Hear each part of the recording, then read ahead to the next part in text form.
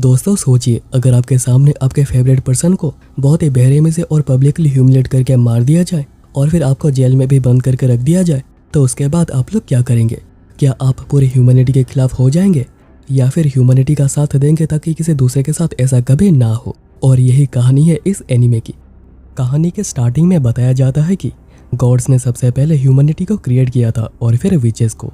और गॉड्स ने अपनी पावर्स विचेस को दी थी ताकि वो पावरलेस ह्यूमंस की हेल्प कर सके, और विचेस ने ये करने की कसम भी खाई थी। पर अभी प्रेजेंट डे में सभी विचेस को मारा जा रहा है क्योंकि ह्यूमंस को लगता है कि उन्हें विचेस का भी और कोई ज़रूरत नहीं है। इसके बाद हम रेडिया एम्पायर में एक विच क्लोई और एक लड़के एडोनिस को देखते हैं, जो कि रेडिया एम्पायर से बाहर निकल कर किसी ऐसे देश के खोज में जाना चाहते हैं जहाँ पर कि विचेस के साथ ऐसा कुछ ना होता हो और वह वहाँ पर अच्छे से रह सके। पर अभी उन्हें कहाँ पर जाना है उन्हें पता ही नहीं चल पा रहा। तो एडोनिस अपने फ़ोन के जीपीएस लोकेशन को ढूंढ लेता है, और क्योंकि एडोनिस ने इस फ़ोन को अपने समोनिक मैजिक से बनाई है तो ना ही इसे ट्रैक किया जा सकता है और ना ही इसमें किसी बैटरी की ज़रूरत पड़ती है। पर क्लोई को इन चीज़ों से बहुत ही गुस्सा आता है। पर अभी उनका टारगेट है सबसे पहले रेडिया एम्पायर से बाहर निकलना। पर एडोनिस बड़े ही चिंता में है और सोच रहा था कि उन्हें मैजिक का यूज़ करके सभी के सभी ह्यूमंस को ख़त्म कर देना चाहिए। वहीं पर क्लोई इस सब के बारे में चिंता ना करते हुए आगे जा रही थी। इतने में रेडिया एम्पायर के कुछ सोल्जर्स उनकी तरफ आने लगते हैं, जिनका बस एक ही टारगेट है, विचेस को मारना। एडोनिस कहता है कि वो इनसे फाइट करेगा, पर उसके पास एक्सपीरियंस ना होने की वजह से क्लोई उसे फाइट करने से मना करती है। और फिर क्लोई अपने आइस मैजिक का यूज़ करती है और इन सोल्जर्स को बहुत ही ईजिली डाउन भी कर देती है, क्योंकि वो एक हाई रैंकिंग विच है। और जब ये बात एम्परर गोएथ को पता चलता है, वो बहुत ही गुस्सा हुआ था। उसे अभी कभी क्लोई यहाँ पर चाहिए। वहीं पर एडोनिस भी बहुत ही गुस्सा था क्योंकि क्लोई ने उसे मैजिक का यूज़ करने नहीं दिया है, जबकि अगर वो मैजिक का यूज़ करता तो वो भी उन्हें हरा सकता था। क्लोई अगेन कहती है कि वो काफ़ी इनएक्सपीरियंस्ड है, पर एडोनिस समझ चुका था कि क्लोई नहीं चाहती है कि एडोनिस अपने स्पीसीज को मारे क्योंकि वो बहुत ही अच्छी है। पर एडोनिस तो किसी भी हाल में क्लोई को प्रोटेक्ट करना चाहता है। तब क्लोई उसे हक करती है और कहती है कि मैं भी। इतने में वो दोनों ही हवा में उड़ने लग जाते हैं क्योंकि डेड सोल्जर्स के इक्विपमेंट्स का यूज़ करके फिजिकल ट्रांसफ़र का यूज़ किया जा रहा है। यहाँ पर गोएथ एक स्पीच दे रहा था और कह रहा था कि उन्हें बहुत समय से मैजिक से प्रोटेक्ट किया गया है। जब भी कुछ भी होता है उन्हें विचेस के ऊपर डिपेंड करना पड़ता है और हमेशा ही उनके प्रति ग्रेटफुल रहना पड़ता है और उनसे डर के भी रहना पड़ता है, क्योंकि वो चाहे तो उन्हें मार भी सकते हैं। तो क्या इसका मतलब ये नहीं कि उनके पास कोई भी डिग्निटी नहीं है, वो कुछ कर नहीं सकते हैं? पर अभी साइंस की वजह से उनके पास फाइटर प्लेन से लेकर स्मार्टफोन तक सब कुछ है और वो अभी वीक नहीं है। और ये चीज़ उन्हें विचेस को दिखाना होगा, उन्हें मारकर, और यह भी बताना होगा कि वही इस वर्ल्ड के सुप्रीम लीडर हैं।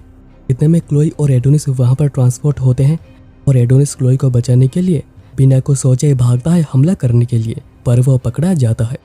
इससे क्लोई को बहुत ही ज़्यादा गुस्सा आ गया था और वो कहता है कि एडोनिस को छोड़, नहीं तो तुम लोगों को मेरे हाथों यहीं पर ही मरना होगा, जो कि मैं बिल्कुल भी नहीं चाहती हूँ। पर तभी अचानक ही उसकी मैजिक ही गायब हो जाती है क्योंकि रेडिया एम्पायर ने एक मैजिक सप्रेशन डिवाइस को क्रिएट करने में सफल हुई है। गोएथ कहता है कि मैजिक के बिना वो बस एक आम लड़की है, और फिर वो सबके सामने उसके कपड़े फाड़ देता है और उसे पब्लिकली ह्यूमिलिएट किया जाता है। एडोनिस गुस्से में गोएथ पर अटैक करने की कोशिश करता है, जिस वजह से गोएथ उसे मारने का ऑर्डर दे देता है। पर उसे बचाने के लिए क्लोई खुद नील डाउन करती है और कहती है कि उसने एडोनिस को एज ए स्लेव रखा था और उसने ही उसका ब्रेन वॉश किया है, जिसकी वजह से वो ये सब कुछ कर रहा है। इसलिए एडोनिस को छोड़ दिया जाए और वो उसके साथ जो भी कुछ करना चाहते हैं वो कर सकते हैं। यहाँ पर एडोनिस पूरी कोशिश कर रहा था अपने मैजिक को यूज़ करने की, पर डिवाइस होने की वजह से कोई भी मैजिक एक्टिवेट नहीं होता। पर यहाँ पर गोएथ क्लोई के बात को मान लेता है, पर वो डायरेक्ट ही एम करता है क्लोई के सर पर। क्लोई फिर एडोनिस को सब कुछ के लिए शुक्रिया कहती है और वो उसे आई लव यू कहने जा रही, पर वो बस आई लव ही कह पाती है और उसे गोली मार दिया जाता है और बाकी का काम बाकी सोल्जर्स पूरा करते हैं। ये सब कुछ देखकर एडोनिस को क्लोई के साथ बिताए हुए पल याद आ रहे थे और वो बहुत ही ज़्यादा रो रहा था।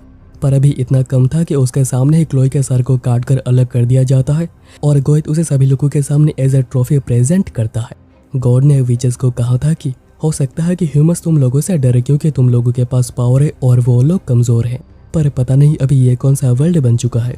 इसके बाद सीन शिफ्ट होता है 10 साल के बाद एक इंटरमेंट फैसिलिटी में, जहाँ पर कि बहुत से यंग लड़कियों को एज ए स्लेव रखा गया था। यहाँ पर टोरो नाम की एक लड़की भी है जो कि बहुत ही ज़्यादा काइंड है और दूसरों की हमेशा ही हेल्प करती रहती है, और यह है उसके दोस्त एना। एना कहती है कि ह्यूमंस ने कहा था कि साइंस की वजह से वो विचेस को खत्म कर देंगे और पूरी दुनिया पर शांति कायम हो जाएगी, पर ऐसा कभी हुआ ही नहीं और अभी तक वॉर से जारी है। पर डोरोका उसका मुंह ठीक करने में लगी हुई थी। इतने में गार्ड्स आकर 218 नंबर कैदी को बुलाते हैं और ये नंबर था एना का। और एना बहुत ही ज़्यादा डरी हुई थी क्योंकि जिस किसी को भी ऐसे बुलाया गया है वो कभी यहाँ पर वापस आई ही नहीं। और क्योंकि एना बहुत ही ज़्यादा डर रही थी तो डोरोका उसके बैज लेकर गार्ड्स के साथ चलती है और उसे ऑफिस लाया जाता है, जहाँ पर चीफ वार्डन पेलपोल उसे स्ट्रिप होने को कहता है क्योंकि वो यहाँ पर लड़कियों को बेच देता है, जिसके लिए उसे कुछ फोटोज तो चाहिए होंगे ताकि लोग उसके लिए अच्छे पैसे दे दें। और डोरोका पीछे कुछ लड़कियों को भी देखती है जिनकी हालत बहुत ही ज़्यादा खराब हो रखी थी। डोरोका को इससे बहुत ही ज़्यादा गुस्सा आ जाता है और वो पेलपोल के फ़ोन को लेकर वहाँ से भाग आती है, पर यह फ़ोन बस वॉइस से ही अनलॉक हो पाता है, इसलिए वो इस फ़ोन को ऑपरेट कर नहीं पा रही थी। पर बहुत बार कोशिश करने के बाद फाइनली वॉइस मैच हो ही जाती है और वो सभी लड़कियों के सेल को अनलॉक कर देती, जिससे कि यहाँ पर बिल्कुल भगदड़ मच गई थी।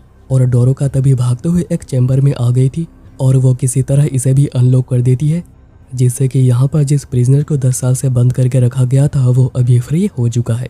और ये प्रिजनर और कोई नहीं बल्कि एडोनिस है। अब तक गार्ड्स यहाँ पर आ चुके थे पर उन्हें समझ नहीं आ रहा था कि आखिर वो क्या करेंगे। वो सोचते हैं कि उन्हें एडोनिस को पकड़ के वापस रखना होगा और वो ऐसा करने की कोशिश भी करते हैं, पर एडोनिस उन्हें बहुत ही बेरहमी से मार देता है। और ये सब कुछ देखकर डोरोका बहुत ही डर रही थी क्योंकि अभी बस वही यहाँ पर बची हुई है और एडोनिस उसके सामने आकर उस पर भी एम करता है, पर बस उसे फ्री करने के लिए, और फिर वो वहाँ से चला भी जाता है। अभी इंटरमेंट फैसिलिटी में डिक्लेयर कर दिया जाता है कि सभी प्रिजनर्स भाग रहे हैं तो उन्हें किसी भी तरह रोकना होगा। इसके बाद नेशनल सिक्योरिटी ब्यूरो में सीनियर एग्जीक्यूटिव यामाटो एग्जीक्यूटिव एकआउट को इंटरमेंट फैसिलिटी जाकर चीज़ों को संभालने को कहते हैं और यह एनएसबी के वाइस डायरेक्टर और यामाटो के बहन यूकी। और फिर हम देखते हैं कि एकआउट की पूरी बॉडी ही रोबोट की है पर उसका दिमाग ही बस इंसान का है।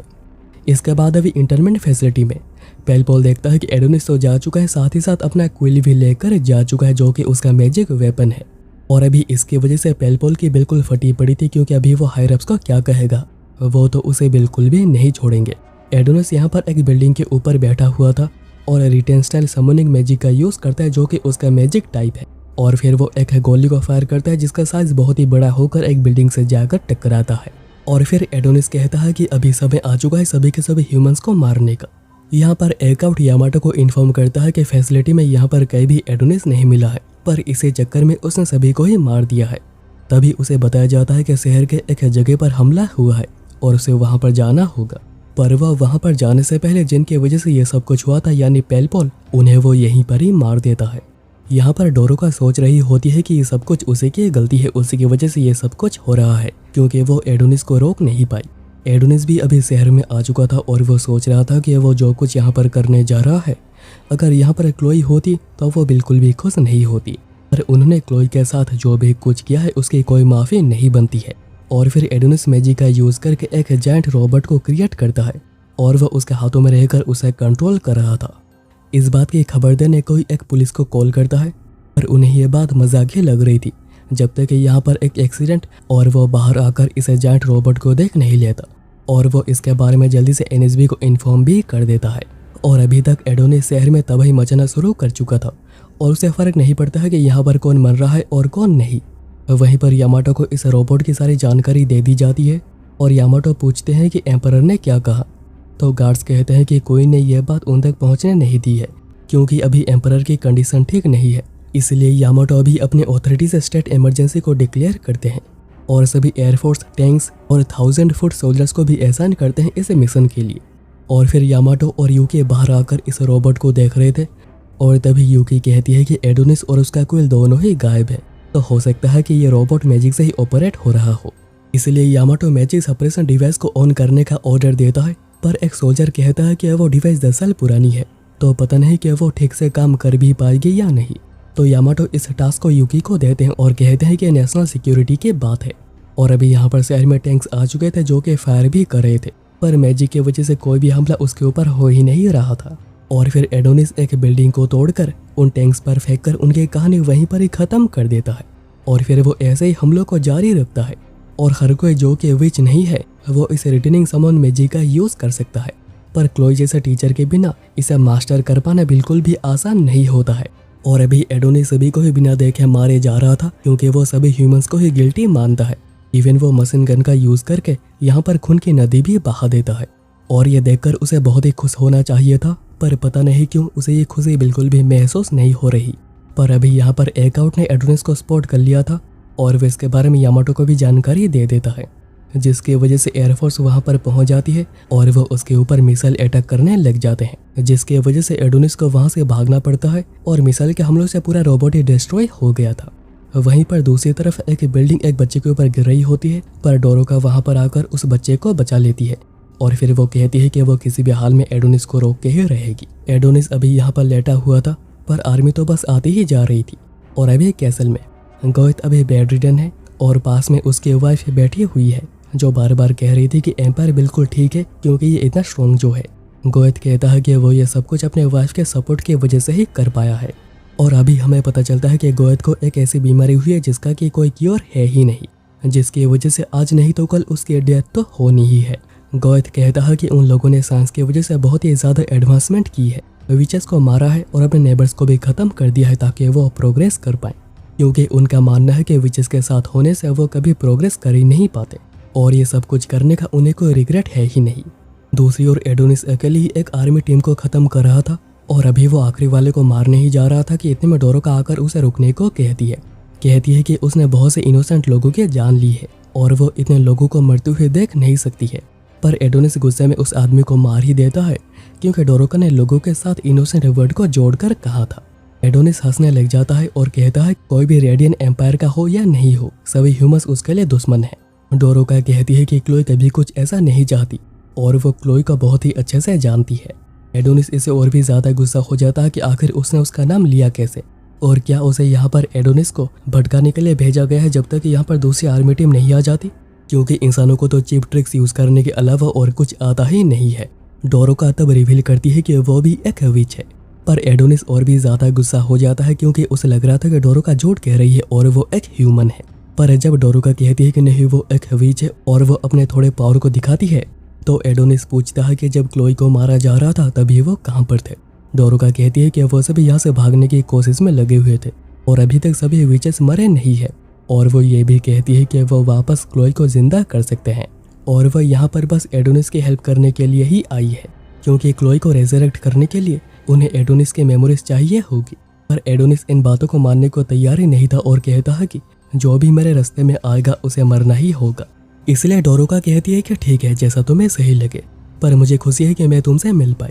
पर ये कहने पर एडोनिस को डोरोका में क्लोई दिखने लग जाती है, जिस वजह से वो रुक जाता है और वो रोते हुए पूछता है कि क्या सच में क्लोई को रेजरेक्ट किया जा सकता है। डोरोका कहती है कि विचेस कभी झूठ नहीं कहती है, अभी मेरे साथ चलो क्योंकि तुम अभी और अकेले नहीं हो।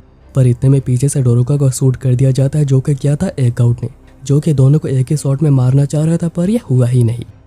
अब सीन शिफ्ट होता है पास्ट में, जब अचानक ही इंसानों ने विचेस के ऊपर हमला कर दिया था और वह उन्हें बहुत ही बेरहमी से मारे जा रहे थे। उसी टाउन में डोरोका भी थी और उसके साथ एक विच मिया भी थी, पर किसी को समझ नहीं आ रहा था कि आखिर ह्यूमंस ने उनके ऊपर अटैक क्यों किया है और उन्हें मार क्यों रहे हैं, क्योंकि अभी तक विचेस और ह्यूमंस के बीच में कोई प्रॉब्लम हुई ही नहीं थी। डोरोका कहती है कि उन्हें अपने मैजिक का यूज करना चाहिए, पर मिया कहती है कि वो ऐसा कर नहीं सकते हैं क्योंकि ह्यूमंस एक मैजिक सप्रेशन डिवाइस का यूज कर रहे हैं। मिया फिर डोरोका को मैडम ओफिलिया के पास जाने को कहती है, क्योंकि हो सकता है कि उन्हें कुछ पता हो और वो कुछ कर पाए। पर डोरोका मिया को छोड़कर यहाँ से जाना नहीं जा रही थी, पर मिया उसे फोर्स करती है और कहती है कि पीछे मुड़कर मत देखना, क्योंकि मिया पर हमला हो चुका था और वह कहीं पर जा भी नहीं सकती। और डोरोका के जाते ही कुछ सोल्जर्स आकर मिया को वहीं पर ही मार देते हैं। और अभी प्रेजेंट में डोरोका मरने वाली होती है, पर एडोनिस पूछ रहा था कि आखिर वो कैसे क्लोई को जिंदा कर सकते हैं। डोरोका विचेस कुछ कह रही थी, पर आर्मी आकर डोरोका को मार देती है और एडोनिस को वहां से हटना पड़ता है। पर वह अभी और भी ज्यादा गुस्सा हो रहा था, क्योंकि क्लोई को कैसे जिंदा किया जा सकता है इसके बारे में उसे कुछ पता चल ही नहीं पाया है। पर वहीं पर डोरोका की डेथ की बात बता दी जाती है और फिर एडोनिस के ऊपर भी फायर शुरू कर दिया जाता है, पर उसे कुछ होता ही नहीं क्योंकि उसने मैजिक का यूज करके एक शील्ड बना ली थी। और बस शील्ड ही नहीं, वो उनके गोलियों का यूज कर सोल्जर्स को भी मार देता है। पर बस एक बच गया था जिसको कि मारने एडोनिस खुद आगे आ रहा था। पर इतने में एकाउट, जो कि दूर बिल्डिंग में बैठकर एम कर रहा था, एडोनिस को एक स्पेशल स्नाइपर से शूट करता है, जिससे कि वहां पर एक धमाका भी हुआ था। पर इससे तो एडोनिस को कुछ हुआ ही नहीं था। एडोनिस फिर एक गन सेल को बहुत ही मैक्सिमाइज करके एकआउट पर शूट करता है, जिससे कि उसकी आधी बॉडी खत्म हो गई थी और उसकी डेथ भी वहीं पर ही हो जाती है। एडोनिस कह रहा होता है कि क्या तुम लोगों को लगा कि तुम मेरे मैजिक को हरा सकते हो? क्या तुम्हें लगा कि तुम क्लोई को मारकर शांति की जिंदगी जी पाओगे? यहाँ पर यू के मैजिक सप्रेशन डिवाइस के पास आ चुकी थी और अभी बस उसे एक्टिवेट करना ही बाकी है और वो एडोनिस को हरा देंगे। और यू के बहुत ही खुश हो रही थी क्योंकि वो बचपन से ही हमेशा अपने भाई के लिए यूजफुल होना चाहती है। पर अभी नेशनल साइंस एजेंसी के डायरेक्टर थेटा सामने आती है और कहती है कि वो इस डिवाइस को यूज करने की परमिशन नहीं दे सकती है। यूके गुस्से में पूछती है कि क्यों, और वह यामाटो को कॉल करती है, जिससे कि बात थेटा करती है। यामाटो कहता है कि उन्हें जल्दी करनी होगी, उनके पास ज़्यादा टाइम नहीं है। पर थेटा कहती है कि वो इस डिवाइस को यूज़ करने नहीं दे सकती है क्योंकि मैजिक सप्रेशन डिवाइस से जो भी पार्टिकल्स बाहर निकलते हैं उससे ह्यूमन सेलुलर डिसफंक्शन डिजीज होती है, जिसका कोई भी क्योर है ही नहीं। और ये बीमारी बहुत से सोल्जर्स को हुई थी जो कि इसके पास रहकर फाइट कर रहे थे और उन सभी की बहुत ही अचानक ही डेथ हो गई थी। और अभी उनके पास विचेस भी नहीं है जो कि फिर से नेचर को रिस्टोर कर सकते हैं। इसलिए अगर ये पार्टिकल्स फिर से फैल जाती हैं तो लोग इससे बिल्कुल भी सर्वाइव नहीं कर पाएंगे। इवन यही बीमारी एम्परर गोएथ को भी हुई है। दूसरी ओर सोल्जर्स लगातार फायर करे जा रहे थे पर मैजिक होने की वजह से कुछ हो ही नहीं रहा था। पर अभी यहाँ पर यूके थेटा के बात को ना मानते हुए डिवाइस को एक्टिवेट करने के लिए भागती है क्योंकि चाहे बीमारी ही क्यों ना हो जाए उन्हें इस कंट्री को बचाना ही होगा, जिसके लिए एडोनिस को मारना जरूरी है। ऊपर से यामाटो ने उसे एक काम दिया है और यूकी इसे पूरा करके रहना चाहती है। थेटा जल्दी से यहाँ से सभी को चले जाने के लिए कहती है और वह खुद यूकी को रोकने के लिए उसके पीछे जाती है। पर यूके जल्दी से वहाँ पर पहुँचकर डिवाइस को एक्टिवेट कर देती है, जिससे कि देखते ही देखते एडोनिस की मैजिक खत्म हो जाती है और उसका कोयल भी उससे दूर गिर गया था। और ये देखकर यामाटो यूकी से पूछ रहा था कि क्या डिवाइस को एक्टिवेट कर दिया गया है। और हम देखते हैं कि डिवाइस के रेडिएशन की वजह से उनका क्या हाल हुआ था। पर थेटा ने भी डिवाइस को बंद कर दिया है और वह यामाटो को उनकी चिंता छोड़कर उनके सामने अभी जो प्रॉब्लम है उसे सॉल्व करने को कहती है। और यामाटो भी एडोनिस के ऊपर अटैक करने का ऑर्डर दे देता है। और बचने के लिए एडोनिस अपने क्विल के पास जा रहा था, पर तभी एक लेडी सोल्जर भागकर एडोनिस को मारने के लिए बिल्कुल उसके पास ही आ गई थी। पर तभी वहाँ पर एक बिल्डिंग का बहुत ही बड़ा हिस्सा टूटकर गिरता है जो कि गिरा था उनके और बाकी सोल्जर्स के बीच में। पर लेडी सोल्जर बिल्कुल भी ना डरते हुए इन्फर्नो ब्लेड को एक्टिवेट करती है और एडोनिस सोच रहा होता है कि क्या मैं सच में यहाँ पर मारा जाऊँगा, और वो लेडी सोल्जर उसका गला काट कर ही अलग कर देती है। और फिर बिल्डिंग के टुकड़े को तोड़ने के बाद वो लेडी सोल्जर एडोनिस का कटा हुआ सर लेकर उनके सामने आती है और कहती है कि मैंने कर दिखाया, मैंने उसे मार दिया है। इससे सभी सोल्जर्स बहुत ही ज़्यादा खुश हुए थे और वो उसके बहुत ही ज़्यादा तारीफ कर रहे थे। और ये देखकर यामाटो के सांस में भी सांस आई थी। पर इसके तुरंत बाद ही रेस्क्यू मिशन को शुरू कर दिया जाता है और ये भी कि उन्हें एडोनिस के बॉडी को कलेक्ट करना होगा। और जिस सोल्जर ने एडोनिस को मारा है उसने आर्मी को बस 1 महीने पहले ही ज्वाइन किया था। अब यामाटो यूकी और थेटा पर ध्यान देने को कहता है और सभी की जो सोच थी कि मैजिक 10 साल पहले खत्म हो गई है, आज उसी मैजिक की वजह से ह्यूमैनिटी को एक और सफरिंग झेलनी पड़ी और उसे जिंदा रहने का अलाउ करने के लिए एम्परर गोएथ सभी लोगों से माफी मांगते हैं। पर वो ये भी कहते हैं कि वो अभी सबसे ज्यादा ताकतवर है, इवन उनका ये देश से बिल्कुल एक गॉड है। ये स्पीच एक लड़की यामा ने देख रही होती है और फिर स्कूल के बाद अपने बॉयफ्रेंड को श्रद्धांजलि भी देने जाती है, जिसको कि उसने मरने के लिए छोड़ दिया था क्योंकि वो जीना चाहती है। और बस वही नहीं, और भी बहुत से बच्चों की जान गई है। पर अभी यामानो को इससे कोई भी फर्क नहीं पड़ता है क्योंकि उसने एडोनिस को देखा है और उसे उस पर क्रश आ चुका है। पर तभी एक आदमी ओज जो कि गवर्नमेंट का आदमी है वो ये सब कुछ देख लेता है, पर कहता है कि चिंता मत करो, पर बस इन फोटोज को किसी और को मत दिखाना क्योंकि इसी की वजह से इतना सब कुछ हुआ है। यामा ने जल्दी से बाय कहकर वहां से भाग आती है, पर ओज सोल्जर्स को यामाने के लोकेशन बता देता है ताकि उसे मार दिया जाए या फिर उसे लाइफ टाइम सेंटेंस दे दिया जाए क्योंकि यामा ने अभी एडोनिस के इन्फ्लुएंस में आ चुके हैं और हो सकता है कि आगे चलकर वो भी कोई खतरा हो जाए। और ओज के टीम में एक लड़के चार्मी भी है जिसे कि नेशनल इंटेलिजेंस एजेंसी में काम करना बिल्कुल भी पसंद नहीं है क्योंकि यहाँ के वर्क कंडीशन बहुत ही ज़्यादा खराब है और यहाँ पर काम भी बहुत ही ज़्यादा रहता है। पर अभी चार्मी एडोनिस के बॉडी को चेक कर रही थी और वो ओज को बताती है कि ये बॉडी नकली है। और तभी हम लोग एडोनिस को होश आता हुआ देख पाते हैं। उसे होश तो आ गया था पर वो बिल्कुल भी अपने काबू में था ही नहीं। उसके आसपास बहुत सी लड़कियां थी जो कि उसे संभालने की कोशिश कर रही थी।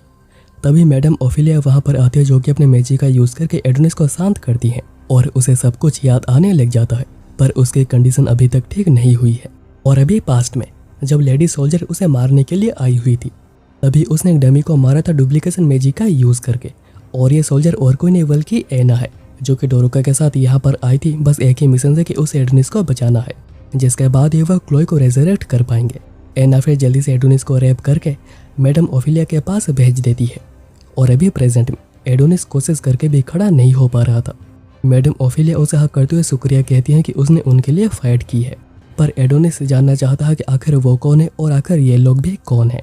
तो मैडम ओफिलिया बताती हैं कि वो सभी विचेस हैं और ये विचेस की कंट्री है और यहाँ पर विचेस बहुत ही खुश रहती हैं। तभी दो और विच जो कहती हैं कि अगर एडोनिस को कुछ हो जाता तो क्लोई बहुत ही ज़्यादा उदास होती। तो एडोनिस पूछता है कि क्या वह क्लोई से मिल चुके हैं। तो दोनों कहते हैं कि जब वो छोटी थी तभी वो क्लोई से मिली थी और वो बहुत ही ज़्यादा अच्छी थी। एडोनिस को फिर मैडम ओफिलिया के पास लाया जाता है। एडोनिस पहले कहता है कि वो चल सकता है, पर मैडम ओफिलिया उसे मना करती है क्योंकि वो यहाँ तक आ पाया है, ये चीज़ वो इमेजिन भी नहीं कर सकते हैं। इसलिए अभी उसे अपने बॉडी को रेस्ट देना चाहिए क्योंकि इसके ऊपर बहुत ही ज़्यादा स्ट्रेस गया है। एडोनिस फिर पूछता है कि आखिर उसके साथ क्या किया गया है। तो ओफिलिया कहती है कि उसे इन्वाइट किया गया है क्योंकि वह क्लोई का स्टूडेंट है और यहाँ पर हर विच को क्लोई के बारे में पता है। वो स्ट्रॉन्ग थी, स्मार्ट थी, चेयरफुल थी और वो सबसे ज़्यादा काइंड भी थी और उसे हमेशा ही एक पॉजिटिव एनर्जी ही मिलती थी। पर उसे कंट्री के बाहर भेजा गया था ताकि वो एक ह्यूमन चाइल्ड को ट्रेन कर सके। आगे वो कहती है कि विचेस के लिए मैजिक की सोल होती है जिससे कि गॉड ने उन्हें दिया था ह्यूमंस को गाइड करने के लिए और ह्यूमंस को कभी भी मैजिक सिखानी नहीं चाहिए। पर क्लोई ने फिर भी एक ह्यूमन को ट्रेन किया है। वो बार बार उसे वापस आने कह रही थी पर हर बार ही क्लोई ने उन्हें मना किया था।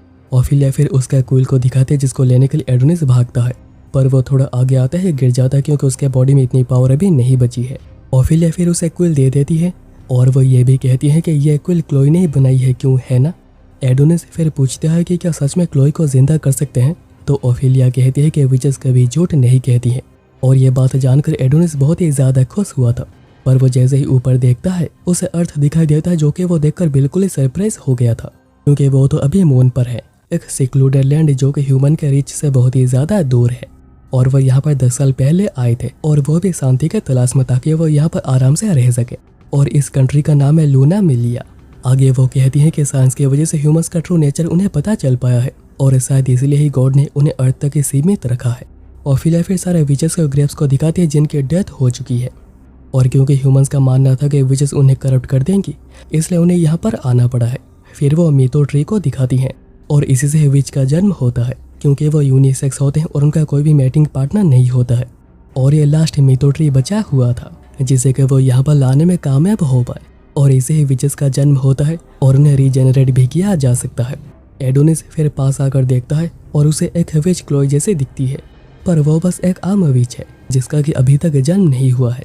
ओफिलिया आगे बताती है कि मैजिक बस एक थॉट है जिसको कि फिजिकल फॉर्म दिया जाता है और एडोनिस का रिटर्निंग स्टाइल समोनिंग मैजिक, जिसे वो किसी भी थॉट को फिजिकल फॉर्म दे सकता है और इवन मेमोरीज को भी। और अगर एडोनिस अपने मेमोरीज को फिजिकल फॉर्म दे पाता है तो क्लोई रीजेनरेट हो सकती है। मैडम ओफिलिया आगे बताती हैं कि जब एडोनिस इसके लिए तैयार हो जाए वो उन्हें इन्फॉर्म कर दे। एडोनिस फिर वहीं पर नीचे बैठकर मीटो ट्री को देख रहा था और वो सोच रहा था कि वो अभी सच में ही क्लोई को रीजेनरेट कर पाएगा। अभी एना वहाँ पर आती है जो कि बहुत ही ज़्यादा गुस्सा थी क्योंकि उसकी वजह से ही डोरुगा की डेथ हुई है। पर एडोनिस कहता है कि मुझे कोई फर्क नहीं पड़ता है क्योंकि सब कुछ प्लान तुम ही लोगों का था। एना कहती है कि ह्यूमंस बहुत ही ज़्यादा सेल्फिश होते हैं, तुम तो भी बहुत ही ज़्यादा खुश हो रही होगे क्योंकि तुम अपने मास्टर को जितनी बार चाहो उतनी बार ही रेजरेक्ट कर सकते हो। पता नहीं क्यों हम लोगों ने अपनी जान को जोखिम में डाला बस तुम जैसे किसी को बचाने के लिए। तब एडोनिस कहता है कि ताकि तुम लोग क्लोई का यूज़ कर सको। क्या इसी वजह से तुम लोगों ने मेरी जान नहीं बचाई है? क्योंकि डोरोका ने मरने से पहले कहा था कि विचेस क्लोई का यूज़ करना चाहते हैं, इसलिए उसे क्लोई को लेकर विचेस के कंट्री से भागना होगा। एडोनिस आगे कहता है कि विचेस एक्सट्रीम एनवायरनमेंट में भी बहुत ही इजीली रह सकते हैं, पर फिर भी उन लोगों ने यहाँ पर इस फैसिलिटी को तैयार किया ताकि तुम लोग इंसानों को अगवा करके यहाँ पर लाशों को और उन्हें रख पाओ और उन्हें रिटर्न स्टाइल समोनिंग मैजिक को सिखाकर फाइट कर सको। क्योंकि अभी तो विचेस बहुत ही ज़्यादा कम बची हुई है और क्योंकि बस क्लोई क्विल को क्रिएट कर सकती है इसलिए ही तुम लोग उसे रेजरेट करना चाहते हो, क्यों है ना। एना पूछती है कि तुम इस जानकारी का भी क्या करोगे, प्लीज़ हम लोगों की हेल्प करो।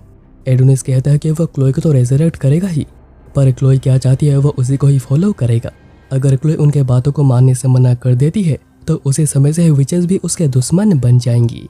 और अभी शाम को रिचुअल की पूरी तैयारी हो जाने के बाद रिचुअल को शुरू कर दिया जाता है और एडोनिस भी उनके साथ ही था और पूरा सपोर्ट कर रहा था। एडोनिस फिर मैजिक का यूज़ करता है और क्लोई के साथ बीते हुए मेमोरीज को याद करने लगता है और इसी से ही विच शेप लेने लग जाती है। और अभी पास्ट में जब क्लोई एडोनिस को स्टार से दिखा रही थी और दोनों सच में एक साथ बहुत ही खुश थे, और जो टाइम एडोनिस ने उसके साथ बिताए हुए हैं उन्हें वो कभी किसी चीज़ के लिए ट्रेड नहीं करेगा। एक बार जब क्लोई नहा रही होती है तभी हवा की वजह से वो क्लोई को नहाते हुए देख लेता है, पर वो ये देखता है कि क्लोई के शरीर में जगह जगह पर चोट के निशान बने हुए, जो देखकर वो काफ़ी ज़्यादा डर गया था। क्लोई ने तभी रोते हुए कहा था कि मेरे साथ रहने के लिए तुम्हारा बहुत ही ज़्यादा शुक्रिया, अगर तुम यहाँ पर ना होते तो मैं इस वर्ल्ड में अकेली नहीं रह पाती। और अभी एडोनिस कहता है कि मैं भी, और फिर एडोनिस मैजिक को पूरा कर लेता है और क्लोई को आई लव यू भी कहता है। और हम देखते हैं कि क्लोई अभी तक अपना पूरा फॉर्म ले चुकी थी, पर वो जब नीचे बाहर आती है वो तो डोरोका थी। अब थोड़े समय पहले जब एडोनिस आई लव यू कहता है, उसने खुद से ये भी कहा था कि वो क्लोई को कभी रिजरेक्ट नहीं करेगा, क्योंकि ना ही उसके जगह अर्थ पर है और ना ही यहाँ पर जहाँ पर के विचेस उसका यूज़ करना चाहती हैं। इसलिए उसने आखिरी वक्त पर मेमोरी को रिप्लेस कर दी और डोरोका को रिजरेक्ट कर दिया। और क्योंकि डोरोका की डेथ उसे सच्चाई बताते हुए हुई थी तो वो इसका एहसान चुकाना चाह रहा था, और इसलिए उसने डोरोका को रिजरेक्ट कर दिया है। डोरोका तो अभी बिलीव ही नहीं कर पा रही थी कि वो फिर से जिंदा हो गई है, पर वो खुद को नेकेड देखकर बहुत ही ज़्यादा शर्मा रही थी और वो कहती है कि मुझे माफ़ कर देना कि तुम्हें इतना कुछ घिनौना देखना पड़ा। एडोनिस तब उसे एक ड्रेस देता है और कहता है कि अभी तुम्हारा और कोई एहसान नहीं रहा। मैडम ओफेलिया तभी एडोनिस के ऊपर बहुत ही गुस्सा करती है कि उन्होंने उसके लिए कितना कुछ किया, उसे बचाया, उसे हील किया ताकि वो क्लोई को रेजरेक्ट कर सके, पर उसने उन्हें धोखा दिया है। तभी एक और विच कहती है कि ह्यूमन हमेशा धोखेबाज होते हैं, और एडोनिस भी बिल्कुल ऐसा ही है, जो कि अभी डोरोका के प्यार में पड़ चुका है और वो क्लोई को भूल गया है। ओफेलिया तब डोरोका से पूछती है कि क्या उसने उसे कुछ बताया था। वो क्लोई के यूज़ के बारे में बात कर रही थी। एडोनिस तब कहता है कि वो क्लोई को रेजरेक्ट नहीं कर रहा और यह फैसला खुद का है, पर मैडम ओफेलिया कहती है कि वो तो बस एक इंसान है, आखिर वो क्या ही कर पाएगा। तभी वहाँ पर कुछ होने लग जाता है और उसका हाथ में एक चिप भी दिखता है, जिसके बाद वहाँ पर एक धमाका होता है जिससे कि मीतो ट्री में आग लग गई थी। और यह काम किया था खुद यामाटो ने, जो कि अपने फोर्स के साथ अभी यहाँ पर आ चुके हैं। और यामाटो को खुद एडोनिस ने ही इन्वाइट किया है ताकि वो विचेस को ख़त्म कर सके। तभी एक वाटर विच मीतो ट्री को बचाने की कोशिश करती है, पर उसे भी मार दिया जाता है। इसी गुस्से में सभी विचेस अपने फाइटिंग फॉर्म में आ जाती हैं और सोल्जर्स के साथ फाइट करना शुरू कर देती हैं। यहाँ पर यामाटो एडोनिस पर अटैक करते हैं, जिससे कि एडोनिस के चेहरे पर एक छोटा सा कट लग गया था, पर वो यामाटो का गन लेकर उनके ऊपर शूट करने लग जाता है। पर इस आर्मर के होने की वजह से जानलेवा कुछ नहीं होता, पर उन्हें डैमेज तो हो रहा था। एडोनिस उनका मजाक उड़ाते हुए कहता है कि क्या हुआ तुम्हें, क्या तुम मुझे यहाँ पर मारने नहीं आए थे। तभी डोरोका आकर एडोनिस को रुक जाने को कहती है। दूसरी ओर एक जेम विच कुछ सोल्जर्स को क्रिस्टल में बदलकर उन्हें मार देती है। फिर वेनम विच कुछ सोल्जर्स को ख़त्म करती है और स्वर्म विच भी, और ऐसी बहुत सी विचेस हैं जो कि सोल्जर्स को बहुत ही इजीली डाउन कर देती हैं। और अभी मैडम ओफेलिया अपनी ताकत दिखाती है। जितने भी सोल्जर्स अभी बचे हुए थे उन्हें अपने साइकिक पावर से इकट्ठा करती है और उन्हें बिल्कुल ही मसल देती है, और अभी उन्हें पूरा भरोसा है कि जीत उनकी ही होगी। इतने में कुछ विचेस को बीच में से काट कर मार दिया जाता है, क्योंकि यहाँ पर सोल्जर्स की एक और टीम आ चुकी है। और ये सब कुछ अर्थ से नेशनल इंटेलिजेंस ब्यूरो और डायरेक्टर थेटा मॉनिटर कर रहे थे। और अभी मैजिक सप्रेशन डिवाइस के इफेक्ट की वजह से उनके पास अभी कुछ ही महीने बचे हुए हैं जीने के लिए। यहाँ पर ऑथोरिटी ब्यूरो के डायरेक्टर डायनास्मा भी थे, जिनके पूछने पर थेटा बताती हैं कि जब एक बार वो एक सैटेलाइट को लॉन्च कर रहे थे तभी कुछ विच उस सैटेलाइट का यूज़ करके यहाँ से मून पर चली गई थी। और ये बात उन्हें पहले से पता थी, पर उन्होंने इसके बारे में पहले नहीं बताया और वो इसके लिए सॉरी भी कहती हैं। और उन्होंने खुद को कैमोफ्लेज कर लिया था, जिससे कि उनके बारे में कभी किसी को पता चला ही नहीं। इससे कुछ हायर अप्स बहुत ही ज़्यादा गुस्सा हो गए थे, पर नेशनल इंटेलिजेंस एजेंसी का डायरेक्टर शिरोसागी कहता है कि उन्हें अभी ये बातें छोड़कर विचेस का काम खत्म करने पर ध्यान देना चाहिए। इसके बाद हम देखते हैं कि यूकी को एक चैम्बर में रखा गया था ताकि उसकी जान बचाई जा सके। और ये यामाटो के स्पेस में जाने से पहले का सीन है। यामाटो बहुत ही उदास है, क्योंकि यूकी ने हमेशा ही उनका साथ दिया है। इवन उसे ब्यूरोक्रेसी पसंद नहीं थी, पर फिर भी उसने ये किया। और यूकी बस 14 साल की है और उसे सब कुछ सहना पड़ रहा है। पर अगर यहाँ पर एडोनिस आता ही नहीं तो ऐसा कुछ होता ही नहीं। अभी प्रेजेंट में अपने पावर को 5 गुना करके वो बैटल के लिए रेडी हो जाते हैं, और वो एडोनिस को एक बहुत ही तगड़ा पंच भी मारते हैं और कहते हैं कि तुम एक इंसान होकर कैसे विचेस का साथ दे सकते हो। इसके बाद वो एक पावरफुल सोर्ड स्लैश का यूज़ करते हैं ताकि वो इस बैटल को पूरा करके यूकी के साथ पहले की तरह आराम से रह सकें। और यह स्लैश इतना ज़्यादा खतरनाक था कि जितने भी विचेस इसके चपेट में आते हैं वो बिल्कुल बीच से ही कट गए थे। ऑल्दो एडोनिस ने इसे डॉज कर दिया था, पर बहुत से विचेस ये नहीं कर पाती, इवन मैडम ओफिलिया भी नहीं, और डोरोका भी ये करने में कामयाब नहीं हुई थी। पर हम देखते हैं कि एना ने डुप्लीकेशन मैजिक का यूज करके डोरोका को बचा लिया था, पर वो खुद बच नहीं पाई। पर वो मरने से पहले डोरोका को आई लव यू कहती है, और एना का लॉस वो बिल्कुल भी सह नहीं पा रही थी और वो रोते ही जा रही थी। पर अब तक जो वीडियो रिपोर्ट अर्थ पर भेजा जा रहा था वो अभी डिसरप्ट हो चुका है, और अभी यहाँ पर अर्थ पर कुछ भी पता नहीं चल पा रहा है कि आखिर वहाँ पर हो क्या रहा है। और अभी मून पर बस एडोनिस और यामाटो ही बचे हुए थे। एडोनिस आर्मर्ड हैंड्स का यूज करके अटैक करता है, और फिर वो पावरफुल पंचेस के बारी से कर देता है, जिससे कि वो यामाटो के स्वॉर्ड को तोड़ देता है, और फिर उनके पेट पर और हाथ पर बहुत ही जोरदार वार करता है, जिससे कि उनका हाथ भी टूट गया था। पर यामाटो तभी एग्जीक्यूटिव रिपेयर का यूज करते हैं और अपने हाथ और स्वॉर्ड को फिर से रिपेयर करके वो अटैक करते हैं, पर एडोनिस इसे डिफेंड कर देता है। और ये सब कुछ बचे हुए विचेस देख रही थी और वो समझ चुकी थी उनका एंड आ चुका है। पर ओफिलिया, जो कि अभी तक जिंदा थी, वो मरने से पहले कह रही होती है कि उन्हें गिव अप करना नहीं है, और एक विच कहती है कि उन्हें भी एडोनिस का साथ देना होगा ताकि वो यामाटो को हरा सके। पर तभी सोल्जर्स की एक और टीम वहाँ पर आ जाती है और वह विचेस को हंट करना फिर से शुरू कर देते हैं। दूसरी ओर यामाटो इलेक्ट्रोथर्मल का यूज करके डिस्ट्रैक्शन क्रिएट करते हैं, और वह इसका फायदा उठाकर अपने स्वॉर्ड को एडोनिस के आर पार ही कर देते हैं। पर एडोनिस तो इसके बाद भी अपने क्विल के साथ बिल्कुल ही तैयार था, जो कि एक बहुत ही बड़े स्वॉर्ड से यामाटो पर अटैक करता है, पर इसे बस उनका बायां हाथ ही कट पाया था, और वह अभी फाइट करने के लिए बिल्कुल ही रेडी है। वहाँ पर बचे हुए विचेस जीने की भीख मांग रही थी, पर सोल्जर्स का भीख देने का ऐसा कोई मन था ही नहीं। और अभी यहाँ पर यामाटो कहते हैं कि अभी तुम्हारे मरने का वक्त आ चुका है। पर इतने में यामाटो अचानक ही अकड़ जाते हैं और वह बिल्कुल भी हिल नहीं पा रहे थे, और यह काम किया था डोरोका ने अपने लव मैजिक का यूज करके, और बाकी सारे सोल्जर्स भी इसके चपेट में आ चुके थे। डोरोका फिर उनसे नाम पूछती है, और वो ना चाहते हुए भी अपना नाम बता ही देते हैं, यानी यह मैजिक बहुत ही ज़्यादा पावरफुल है। यामाटो उसे मैजिक हटाने को कह रहे थे, पर वो मैजिक को और भी ज़्यादा पावरफुल कर देती है। एडोनिस ये देखकर बहुत ही ज़्यादा खुश हो रहा था, और वो कहता है कि उसे मार दो, उसका गला काट दो। पर डोरोका यामाटो की तरफ दोस्ती का हाथ बढ़ाती है और कहती है कि इस फाइट को हम लोग यहीं पर ही रोक देते हैं और दोस्ती करते हैं, और अगर वो प्रॉमिस करते हैं कि वो और फाइट नहीं करेंगे और अपने सोल्जर्स को हटा देंगे, तो वो भी अपने मैजिक को हटा ही देगी। एडोनिस तभी गुस्से में कहता है कि तुम ये क्या कह रही हो, उन्होंने एना को मारा है, तुम पागल हो गई हो जो कि इंसानों को छोड़ना चाहती हो। और बचे हुए विचेस का भी यही मानना था कि इनको बिल्कुल भी छोड़ना नहीं चाहिए। इतने में यामाटो स्पेल को तोड़कर लगातार डोरोका पर पंचेस मारने लग जाते हैं, और वो कह रहे थे कि तुम विचेस का जीना ही बहुत ही ज़्यादा खराब है दुनिया के लिए, तुम लोगों को मरना ही होगा। एडोनिस ने कितने इनोसेंट्स को मारा है, इसलिए ना ही उसे छोड़ा जा सकता है और ना ही विचेस को, क्योंकि अगर मैजिक होता ही नहीं तो यूकी के साथ कभी ऐसा कुछ होता ही नहीं। डोरोका तब कहती है कि आपने भी तो कितने इनोसेंट्स को मारा है ना, जब 10 साल पहले आप लोगों ने विच हंट को शुरू किया था, और आज भी। अगर आप लोगों को हम लोगों की ज़रूरत नहीं थी तो इसका मतलब ये नहीं था कि हम लोगों को मारना ही पड़ता, हम लोग हमेशा से ही दोस्त रहे हैं। और वो फिर से यामाटो से रिक्वेस्ट करती है कि उन्हें फाइट को रोक देना चाहिए, पर यामाटो मानने को ही तैयार नहीं थे। तभी वो यामाटो के ऊपर स्पेल का यूज़ करती है, और उन्हें याद आने लगता है कि वो कैसे एम्पायर के लिए काम क्या करते हैं। और उन्हें एक याद में ये भी दिखता है कि जब वो छोटे थे वो एक लेडी के पास भाग कर गए थे, और वो बहुत ही ज़्यादा खुश भी थे। और अभी यामाटो कहते हैं कि वो डोरोका के बातों को मानेंगे, पर तभी एडोनिस उन्हें पीछे से मार देता है और कहता है कि बस बदला ही मेरे पास है और कुछ नहीं। और वो डोरोका की ओर हाथ बढ़ाता है, क्योंकि उसके पास लव मैजिक है जिसका यूज़ करके वो कुछ भी कर पाएंगे। और अभी रॉयल पैलेस में गोयत उन्हीं के एक आदमी से पूछ रहा होता है कि आखिर मून पर अब ये फाइट कैसे हो रही है। वो आदमी काफ़ी डरा हुआ था, क्योंकि कोई भी रिपोर्ट अभी आ नहीं रही है, पर वो डरते हुए कहता है कि उसे पूरा भरोसा है कि जीत उनकी ही होगी। इससे गोयत बड़ा ही खुश हो गया था, क्योंकि एडोनिस के साथ विचेस भी मारे जाएंगे। और वह क्वीन से पूछने लग जाता है कि क्या मैंने अच्छा नहीं किया है, प्लीज़ मेरी तारीफ करो, मैंने सभी विचेस को मार दिया है। और वह बिल्कुल ही एक बच्चे की तरह ही एक्ट कर रहा था। और क्वीन भी कहती है कि उनके तबीयत बिगड़ने के बाद से ही वो कभी कभी बच्चे बन जाते हैं। पर हम तभी देखते हैं कि क्वीन लव मैजिक का यूज़ करती है एम्परर गोयत के ऊपर, और वो कहती है कि तुमने विचेस को मारकर बहुत ही अच्छा काम किया है, और प्लीज़ अभी तुम भी मर जाओ। और गोयत भी खुशी खुशी ऊपर टावर से नीचे कूदने जा रहा था।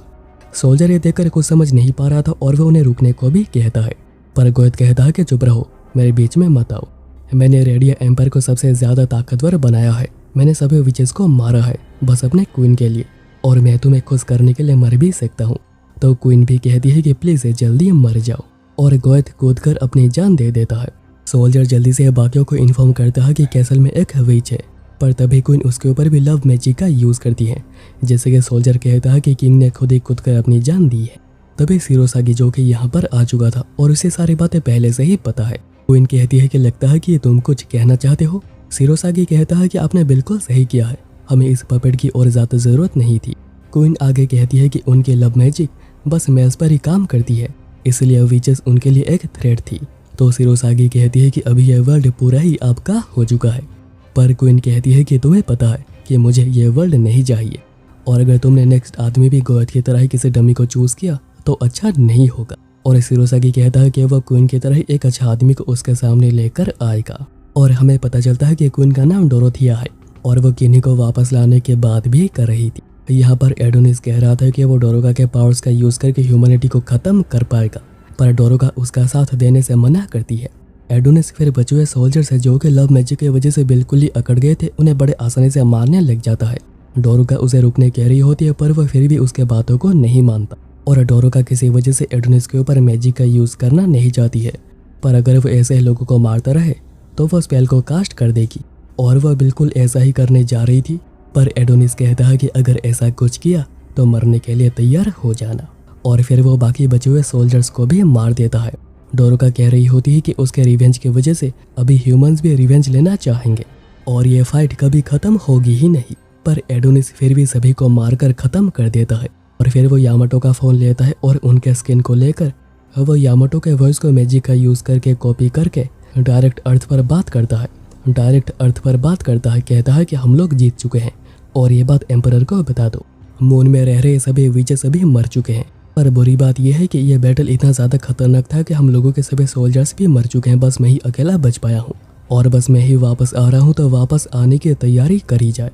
पर थेटा तो ये देखकर समझ चुकी थी कि यह तो यामाटो है ही नहीं, और कांटेक्ट करने के बाद ओफेलिया जो कि अभी तक जिंदा थी कहती कि तुम्हारा शुरू से ही बिल्कुल यही प्लान था ना, तुमने हम लोगों की बलि दी ताकि तुम यहाँ से निकल पाओ, क्यों है ना। एडोनिस फिर डोरोका को उसके साथ ही चलने कह रहा था, पर डोरोका मना कर रही थी। कहती है कि अगर क्लोई ये देख रही होती तो वह क्या सोचती। इतने में ट्रांसफर प्रोसेस शुरू हो जाता है और ओफेलिया बिल्कुल दिल से कह रही थी कि उसे उसके पापों का फल ज़रूर मिले, और उन्हें बहुत ही ज़्यादा दुख है कि वह विचेस के ग्लोरी को वापस नहीं ला पाई। और अभी अर्थ पर दोनों आ रहे थे, और क्योंकि थेटा को पहले से पता है कि ये एडोनिस है तो वह सोल्जर्स को बिल्कुल ही तैयार रखी थी। और जब भी 2 सेकंड बचे हुए थे प्रोसेस को कंप्लीट होने में, थेटा फायरिंग का ऑर्डर दे देती है ताकि एडोनिस के पास बचने का कोई मौका मिले ही नहीं। और थेटा ये सब कुछ इसलिए कर रही है ताकि यामाटो का बदला लिया जा सके। पर वो गोलियां चलाने के बाद देखते हैं कि यहाँ पर तो कोई ट्रांसपोर्ट हुआ ही नहीं है, क्योंकि कोऑर्डिनेट्स चेंज हो चुके हैं और अभी उन्हें ट्रैक भी किया नहीं जा पा रहा। और अभी थेटा की भी कंडीशन बिगड़ रही थी और वो कहती है कि इस बार तुम जीत गए पर अगली बार नहीं। दूसरी ओर एडोनिस और डोरोका वेस्टलैंड में लैंड हुए थे, और एडोनिस कहता है कि वो रेडी एम्पायर की ओर जाएंगे और इससे में जो भी कुछ उनके सामने आएगा वो उन्हें मारकर सप्लाइज को कलेक्ट करते हुए आगे बढ़ेंगे। और जब वो यहाँ पर ट्रांसपोर्ट हो रहे थे तभी एडोनिस ने बचे हुए 2 विचेस को भी छोड़ दिया, क्योंकि उन्हें उसकी कोई भी ज़रूरत है नहीं। और फिर उसने यामाटो के वॉइस को कॉपी करके कोऑर्डिनेट्स को चेंज कर दिया, क्योंकि उसे पता था कि उसे पकड़ लिया गया है और अगर वह वहाँ पर जाएगा तो उसकी मौत तो पक्की है ही। और अभी प्रेजेंट में डोरोका कह रही होती है कि वो बाकियों के पास वापस जाना चाहती है। एडोनिस समझाता है कि वह मर चुके हैं, पर डोरोका मानती नहीं, इसलिए वो डोरोका को मेमोरी से दिखाता है जब वो यामाटो को अटैक करने से रोक रही थी, पर उसने फिर भी डोरोका पर अटैक कर दिया था। पर डोरोका का अब भी मानना है कि वो फ्रेंड हो सकते हैं। एडोनिस कहता है कि तुम एक पागल हो। डोरोका तब कहती है कि वह हमेशा से एडोनिस से मिलना चाह रही थी, क्योंकि वो देखना चाह रही थी कि आखिर एडोनिस कैसा इंसान है जिसे कि क्लोई ने खुद चूज किया है। डोरोका को लग रहा था कि एडोनिस ह्यूमंस और विचेस के बीच में एक ब्रिज बनने का काम करेगा। उसे एडोनिस को लेकर बहुत ही ज़्यादा आशाएं थी, पर उसे तो बस रिवेंज के अलावा और कुछ दिखता ही नहीं है, और इसे रिवेंज की वजह से ये फाइट कभी रुकेगी ही नहीं। पर एडोनिस कहता है कि मुझे तुम्हारे बातों से कोई भी फर्क नहीं पड़ता है, और मेरे लिए क्लोई की लाइफ पूरे ह्यूमैनिटी से ज़्यादा ज़रूरी है, और ह्यूमैनिटी ने क्लोई के साथ जो भी कुछ किया है वह यही डिज़र्व करते हैं। डोरोका कहती है कि उसके इसी गुस्से की वजह से विचेस ख़त्म हो गई, कितने ह्यूमंस भी मारे गए।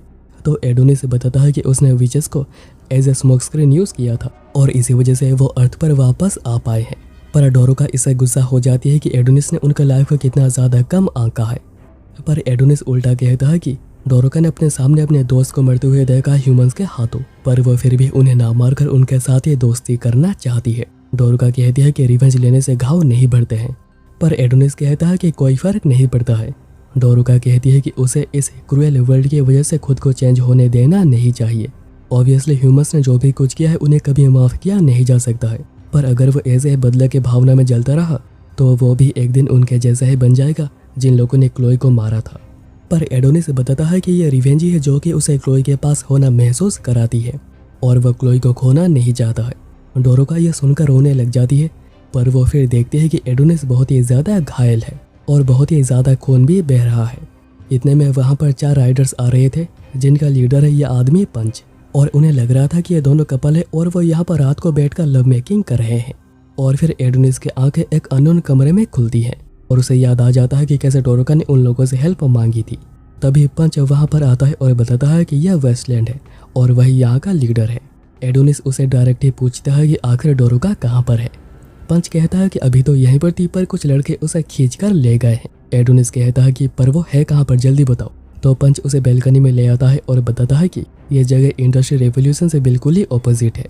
यहाँ पर वो लोग आते हैं जो कि गरीब हैं, रिफ्यूजी हैं और रेडिया एम्पायर से भागे हुए कुछ स्लेव्स हैं। एडोनिस को तभी डोरोका की चीखें सुनाई देती है और वो कह रही थी कि नहीं नहीं रुक जाओ, और वो देखता है कि उसे बहुत से लोग घेर कर खड़े हुए हैं। पंच कहता है कि यहाँ पर लड़कियाँ नहीं मिलती, खास करके यंग लड़कियाँ, तो यहाँ के लोग बस मजे ले रहे हैं। तो एडोनिस बहुत ही गुस्से में डोरोका को बचाने जाता है, पर वो यहाँ पर आकर देखता है कि डोरोका तो बाइक राइड करना सीख रही है, और क्योंकि उसे बाइक बिल्कुल भी कंट्रोल नहीं हो रही तो वो इसलिए चीख रही थी और बाइक को रुक जाने के लिए कह रही थी। और ये लोग भी उसे बस बाइक राइड करना ही सिखा रहे थे, पर वो सीखते हुए बहुत ही बुरी तरह चोटिल भी हो जाती है। डोरोका फिर कल के बातों के लिए सॉरी कहती है। पंच तब कहता है कि आज रात को वो एक पार्टी करेंगे, और क्योंकि उन लोगों ने उन दोनों की जान बचाई है तो उन लोगों को पार्टी में हेल्प करनी होगी। और अभी रात को पार्टी में डोरोका सभी को सर्व कर रही थी, पर एडोनिस पीछे बैठा हुआ था। उनमें से कुछ आदमी पूछते हैं कि क्या तुम्हारा बॉयफ्रेंड के साथ झगड़ा हुआ है और तुम लोग आकर कहाँ से आए हो। डोरोका उन्हें कहती है कि वो ट्रैवलर्स हैं और वो ट्रैवल करते हैं, और फिर थोड़ी ही देर में एक एक करके सभी के सभी बेहोश हो जाते हैं। एडोनिस तब आगे आता है और कहता है कि उसने उनका ड्रिंक में मैजिक का यूज़ करके बेहोशी की दवा मिला दी थी, और फिर वो उन लोगों से गन भी ले लेता है। तो डोरोका को लग रहा था कि वह उन्हें यहीं पर मार देगा, इसलिए वो एडोनिस को उन्हें छोड़ देने को कह रही थी क्योंकि वो काफ़ी अच्छे लोग हैं। एडोनिस कहता है कि चिंता मत करो, मैं उन्हें नहीं मार रहा, और वैसे भी इन्हें मारने का कोई फ़ायदा है भी नहीं। और एडोनिस आगे ये भी कहता है कि उसे भी डोरोका की और कोई ज़रूरत है नहीं, क्योंकि वो डोरोका की तरह किसी अपने को खोने के बाद ऐसे खुलकर हंस नहीं सकता है।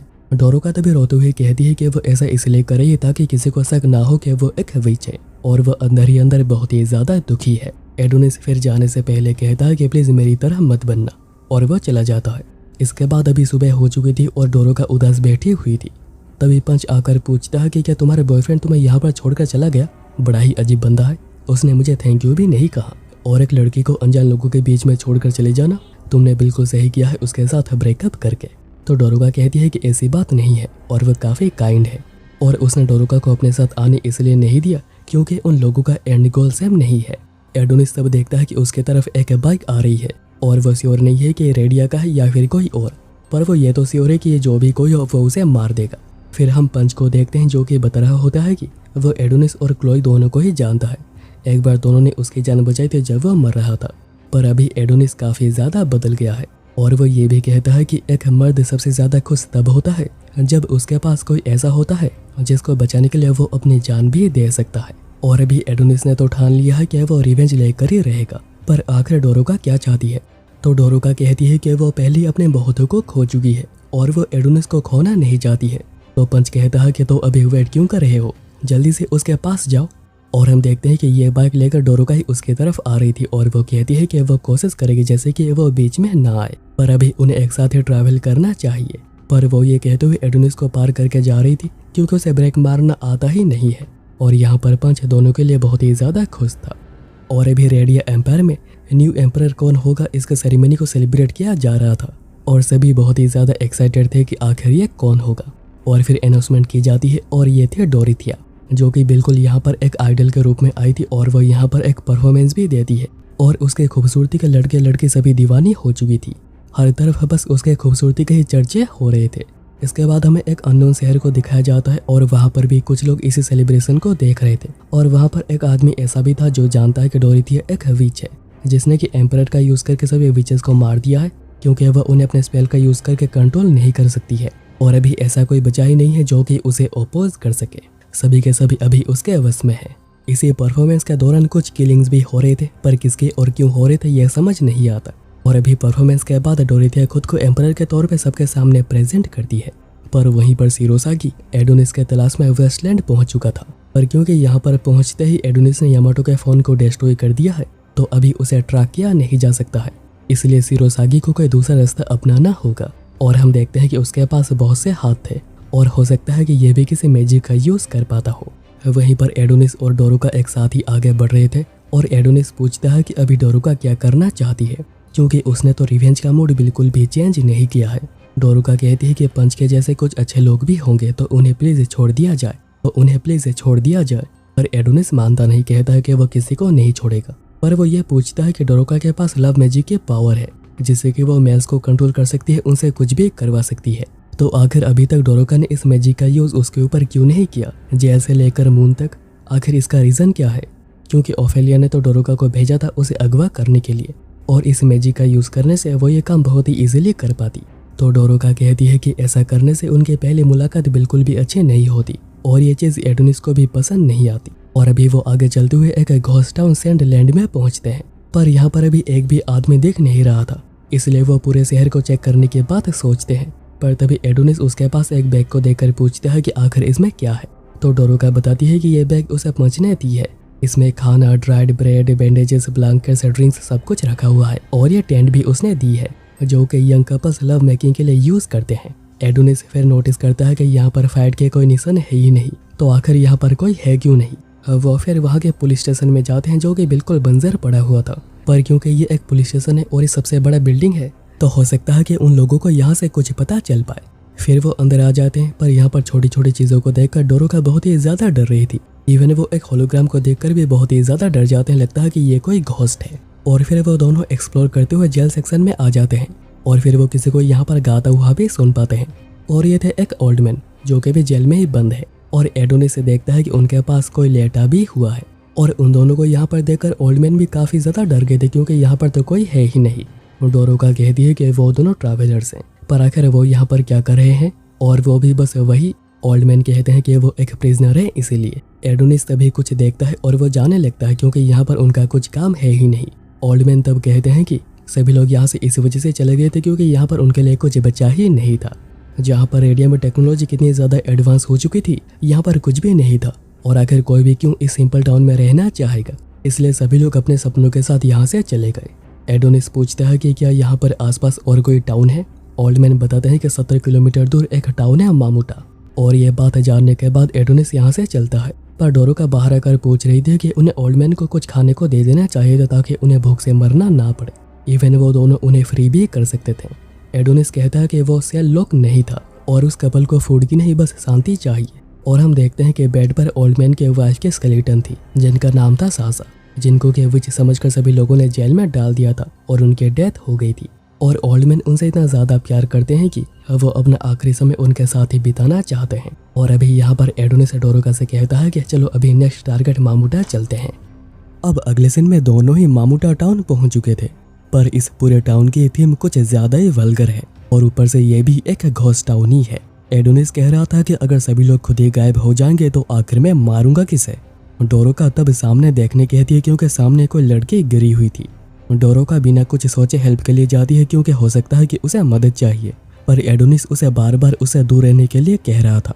वो लड़की तभी कहती है कि मुझे जल्दी करनी होगी और तभी एडोनिस उसे जल्दी से वहाँ से हट जाने के लिए कहता है क्योंकि ये कोई इंसान है ही नहीं। और हम देखते हैं कि ये तो एक मैकेनिकल डॉल है जो डोरुका को डिटेक्ट करके कहती है कि ये एक लड़की है पर अभी के लिए काम चल जाएगा। और वो डोरुका को पकड़ने जा रही थी, पर एडोनिस उसे शूट कर देता है और वो 1-2 गोलियां और मारकर उसे पूरा ही खत्म कर देता है। तभी उन्हें पीछे की बिल्डिंग से ऐसी डॉल्स की आवाज़ें आने लग जाती है। तो एडोनिस डोरुका को यहीं पर रुकने कहता है और वो अकेले जाएगा चेक करने, पर डोरुका कहती है कि वो भी जाना चाहती है। तो एडोनिस गुस्से में कहता है कि मेरे परमिशन के बिना कोई भी काम मत करो और यहीं पर रुको, और अगर यहाँ पर कुछ भी हो जाता है तो आवाज़ लगाना। डोरुका फिर बाहर ही खड़ी हुई थी जिनमें की अभी भी जान बची हुई थी और उनसे डोरुका को काफ़ी ज़्यादा डर भी लग रहा था। अंदर अभी एडोनिस लाइट का यूज़ करके आगे जा रहा था, और डोरोका भी उसके पीछे पीछे छुपकर आ गई है क्योंकि उसे बाहर काफी डर लग रहा था। डोरोका सोच रही थी कि अगर एडोनिस उसे देख भी लेता है तो वो कह देगी कि उसे उसकी काफी चिंता हो रही थी और एडोनिस उसे माफ भी कर देगा और कुछ कहेगा नहीं। और वैसे भी एडोनिस कितनी बार भी गुस्सा क्यों ना हुआ हो, उसने कभी भी उसे चोट नहीं पहुंचाई है। पर अभी एडोनिस उसे देख लेता है और गुस्से में कहता है कि कहा था ना बाहर ही रुको, अभी तो मुझे तुम्हें मारना ही होगा। क्या तुम ये सब कुछ जानबूझकर करी हो मुझे परेशान करने के लिए? तो डोरोका सॉरी कहती है, पर यह भी कहती है कि दोनों का एक साथ रहना ज़्यादा सेफ रहेगा। ऊपर से उसके पास सप्लाईज हैं, तो अगर कुछ भी ज़रूरत पड़ती है तो आसपास रहना ही ज़्यादा बेटर होगा। और एडोनिस भी कहता है कि सही कहा। और अभी वो साथ आगे चल सकते हैं, पर जैसे डोरोका उसके सामने ना आए। फिर वो थोड़ा और आगे जाते हैं और उन्हें वो कमरा मिल जाता है कि जहाँ से आवाज़ें आ रही थी और इस कमरे से बहुत ही ज़्यादा गंदी बदबू भी आ रही थी। दोनों फिर अंदर आकर देखते हैं कि यहाँ पर बहुत सारी डॉल्स थी जो कि एक डेड बॉडी के साथ ये लव मेकिंग कर रही थी। और एडोनिस देखता है कि इन्हें रेडिया ने ही क्रिएट किया है और इनमें सेल्फ अवेयरनेस भी है और इन्हें इस तरह प्रोग्राम किया गया है कि इन्हें हर समय पर कोई ना कोई चाहिए होता है लव मेकिंग के लिए। इसके बिना वो बिल्कुल भी रह नहीं पाती और इससे वो डॉल्स भी बहुत ही ज़्यादा थक चुकी है, पर वो कुछ कर नहीं सकती है प्रोग्रामिंग की वजह से। इसलिए एडोनिस उन सभी को ही शूट करके मारने लग जाता है ताकि उनकी सफरिंग खत्म हो सके। और वो डॉल्स भी उसे इसके लिए शुक्रिया कहती है। और ये सब देखकर डोरोका को बहुत ही ज़्यादा डिस्गस्ट फील हो रहा था। नेक्स्ट सीन में हम लोग दो सिस्टर्स को देखते हैं जिनका कोड नेम है 5 और 6।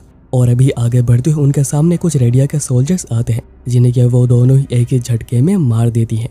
दूसरी ओर एडोनिस कह रहा होता है कि एक ऐसा वर्ल्ड जो कि प्लेजर के लिए रोबोट्स को बना सकता है और एक लड़की को बस ऑब्जेक्ट की नज़र से देखता है, वो सोसाइटी बहुत ही ज़्यादा नीचे जा चुकी है। दोनों को फिर वहाँ पर एक हैंडकफ भी मिलता है और ऐसे हैंडकफ डोरोका को भी पहनाए गए थे क्योंकि इस छोटे से नेशन के पास इतने ज़्यादा पैसे नहीं है कि वो बहुत सारे प्लेजर डॉल्स को इम्पोर्ट करा सके। इसलिए इन्हीं लोगों ने अपने वाइफ और अपनी बेटियों को रेडिया को बेच दिया था, जिसके बदले उन लोगों ने इन डॉल्स को इम्पोर्ट करवाया। और जिस कंट्री में लड़कियां होंगी ही नहीं तो उसका नेक्स्ट जनरेशन आएगा कहाँ से? और इंसान जब भी इन सभी चीज़ों में पड़ जाता है उसका हमेशा ही अंत बहुत ही जल्दी आ जाता है। एडोनिस इसके बाद एक EMP क्रिएट करता है और इस हाई फ्रीक्वेंसी का यूज़ करके जितने भी डॉल्स बचे हुए थे वो उन सभी को ही ख़त्म कर देता है। और डोरोका मन ही मन सोच रही होती है कि वो काफ़ी खुशनसीब है कि वो एडोनिस के साथ है। दूसरी ओर हम लोग देखते हैं कि 5 और 6 मामूटा पहुंच चुके थे और उनका टारगेट एडोनिस ही है और उन्हें यह भी पता है कि एडोनिस कितना ज़्यादा खतरनाक है। पर एम्परर सुजुरे ने उन्हें ऑर्डर दिया है कि उन्हें वो सब कैप्चर करना होगा जिसका यूज़ करके वो रेडिया को चेक में रख सकें। और अगर वो ये करने में सफल होती है तो हो सकता है कि उन्हें कैपिटल में रहने का मौका मिले और इसे मोटिवेशन में वो आगे बढ़ती है। पर यहाँ पर तो अभी शिरोसागी भी आ चुका था और वो डायरेक्ट ही दोनों के सामने भी आ जाता है। पर 5 और 6 बिना डरे ही बहुत स्पीड से अटैक करती हैं। और तभी सीन शिफ्ट होता है जब डोरोका 2 ग्रेव्स बनाकर डॉल्स और अपने विचेस के लिए प्रे कर रही थी। एडोनिस कहता है कि अगर वो डॉल्स के लिए कुछ करना चाहती है तो उसे ह्यूमंस को दिखाना होगा कि उन्होंने आखिर क्या गलती करी है। पर डोरोका को नहीं लगता है कि यह सही रास्ता होगा। एडोनिस आगे कहता है कि उसने ह्यूमंस को मून पर इन्वाइट किया था जिसकी वजह से सभी विचेस के जान गई है। पर इसके बाद भी डोरोका उसके साथ ही है तो उसे एक बार और सोचना चाहिए। पर डोरोका कहती है कि वह उसे ब्लेम नहीं करती है क्योंकि विचेस भी उसे और क्लोई को ह्यूमैनिटी के अगेंस्ट यूज करना चाह रही थी और ये भी एक धोखा ही था। एडोनिस फिर जो बातें कही थी उसके लिए सॉरी कहता है और वो दोनों बाइक के पास वापस जा रहे थे। पर एडोनिस ये जरूर कहता है कि फालतू डॉल्स को फेंक दो, ये बहुत ही ज्यादा खराब लगती है। और वो जैसे ही बाइक के पास पहुंचते हैं वो देखते हैं कि शिरोसा के बाइक के ऊपर ही बैठा हुआ है। शिरोसागी उन्हीं के सामने हैंड्स का यूज करके बाइक को उठाता है और उनके सामने उसे डिस्ट्रॉय भी कर देता है। और हम लोग उसके हाथों में 5 और 6 के सर को भी देख पाते हैं और वो कहता है कि मैं हूँ शिरोसागी और मैं तुम्हें यहाँ पर मारने आया हूँ। और अभी एडोनिस भी काफ़ी एक्साइटेड हो गया था क्योंकि वो फाइनली अभी किसी को मार पाएगा। तभी हम देखते हैं कि ये सब कुछ ड्रोन से NIA के चार्मी देख रही थी और क्योंकि कोऑर्डिनेट्स सर्वर पर सेव हो गए थे इसलिए ही वो इतनी जल्दी एडोनिस को ढूंढ पाए। और एडोनिस ने कभी सोचा ही नहीं था कि वो दोनों इतनी जल्दी पकड़े जाएंगे। एडोनिस फिर पूछता है कि आखिर ये दोनों कौन है? तो शिरोसागी बताता है कि वो दोनों ही मुझसे पहले यहाँ पर आ गए थे और अभी पास्ट में जब उनके बीच में फाइट हो रही थी तभी शिरोसागी ने बस एक ही हमले से दोनों को मार दिया था। डोरोका इससे गुस्सा हो रही थी तो शिरोसागी आकर उसे पकड़ लेता है पर एडोनिस उसे खींचकर पीछे करता है और वो जैसे ही मैजिक यूज करने जा रहा था शिरोसागी उसे बहुत ही पावरफुल एक पंच मारता जिससे कि वो दूर जाकर गिरता है। पर उसके पास एक गन थी जिसका यूज करके वो लगातार ही उसके ऊपर गोलियां बरसाने लग जाता है। पर शिरोसागी हर गोलियों को डॉज करते हुए आगे आ रहा था उसे मारने। पर तभी एडोनिस मैजिक का यूज करके एक गोली को बहुत ही बड़ा बनाकर हमला करता है और चार्मी ये देखकर इन्फॉर्म करती है कि उसे रोकने की कोशिश बिल्कुल भी मत करना और शिरोसागी भी उसे डॉज कर देता है।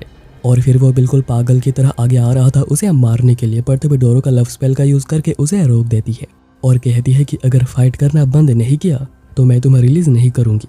पर एडोनिस तो कह रहा था कि वो ऐसा करके इसे पूरी जानकारी निकाल सकते हैं, पर शिरोसागी तभी हंसने लग जाता है और कहता है कि तुम भी लव स्पेल का यूज कर सकती हो। हाँ, अभी कोई शक ही नहीं है कि आखिर तुम उन्हीं की तरह क्यों दिखती हो। और वो अपना शर्ट निकाल कर दिखाता है कि उसके ऊपर पहले से क्वीन डोरोथिया का स्पेल है, जिसकी वजह से डोरोका के स्पेल का कोई भी असर उसके ऊपर नहीं हो रहा। शिरोसागी फिर अपने हैंड्स को रिलीज करता है और दोनों पर अटैक करने लग जाता है। तभी एडोनिस डोरोका को पीछे हटने कहता है, नहीं तो वो बीच में आएगी। पर उसे याद आता है कि गोयत ने क्लोई से कहा था कि जिस विच के पास मैजिक नहीं होती है वो बस एक आम औरत ही होती है। पर एडोनिस का ये मतलब बिल्कुल भी नहीं था कहने का और उसे लग रहा था कि कहीं डोरोका उसके बातों का कुछ भी गलत ना समझे।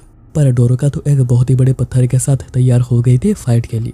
तभी एडोनिस मैजिक का यूज करके उसे एक स्पेशल सूट देता है जिससे कि वो स्टील को भी मक्खन की तरह काट सकती है और वो खुद एक आर्मर्ड हैंड का यूज करता है।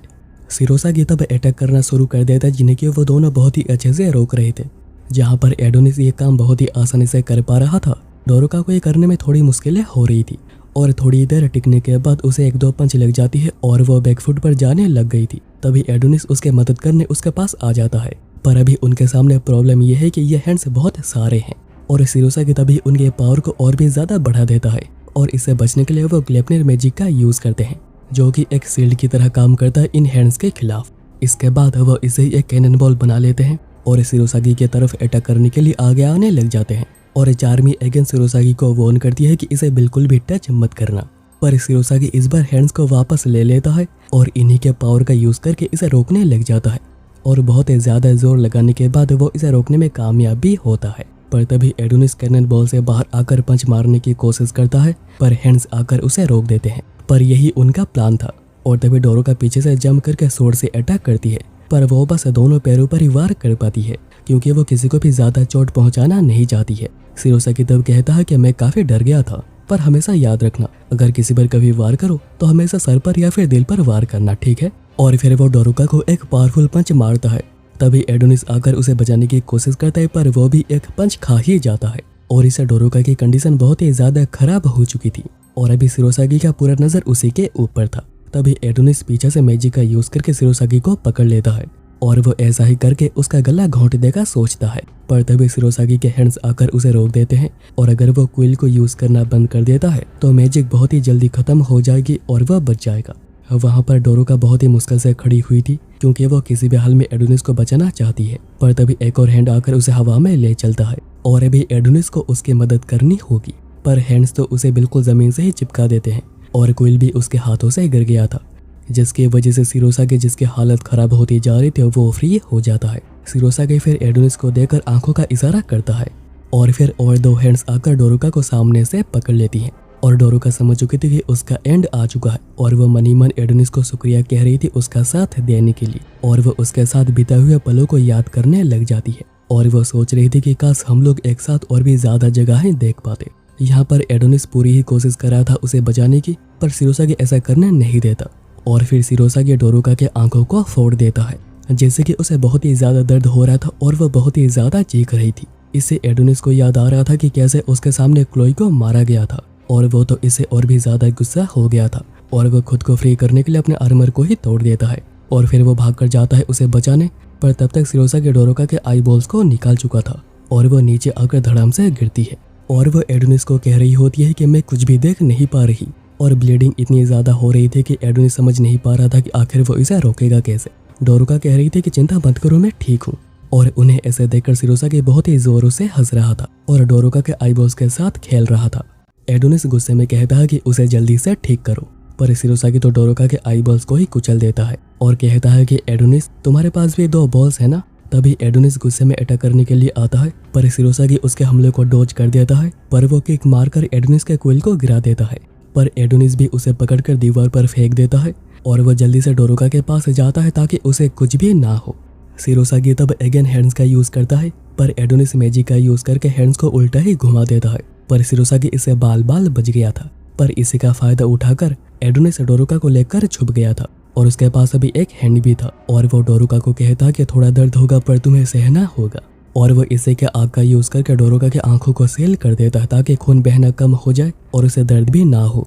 और डोरुका को इसके बाद बेटर फील हो रहा था। डोरुका फिर कहने लगती है कि सोचो, अगर मैं और तुम एक ही टाउन में होते और एक ही स्कूल में जाते और हम लोगों की लाइफ बिल्कुल आम जैसी होती तो कितना ज्यादा मजा आता। और मैं हमेशा से बिल्कुल ऐसी ही लाइफ चाहती थी, पर पता नहीं ये सब कुछ कैसे हो गया। एडोनिस फिर डोरुका को संभालने लग जाता है पर वो थकने की वजह से बेहोश हो गई थी और एडोनिस को याद आ रहा था कि कैसे क्लोई भी स्कूल जाने के बाद किया करती थी और उसे बहुत ही बुरा लग रहा था कि वो एक लड़की को प्रोटेक्ट नहीं कर पाया। दूसरी ओर शिरोसागी अभी एडोनिस को ढूंढने में लगा हुआ था और तभी एडोनिस उसे जायंट रोबोट के साथ अपियर होता है और उसके साथ डोरुका भी थी। चार्मी बता देती है कि इससे ही उसने टाउन पर अटैक किया था और ये बहुत ही ज्यादा पावरफुल भी है।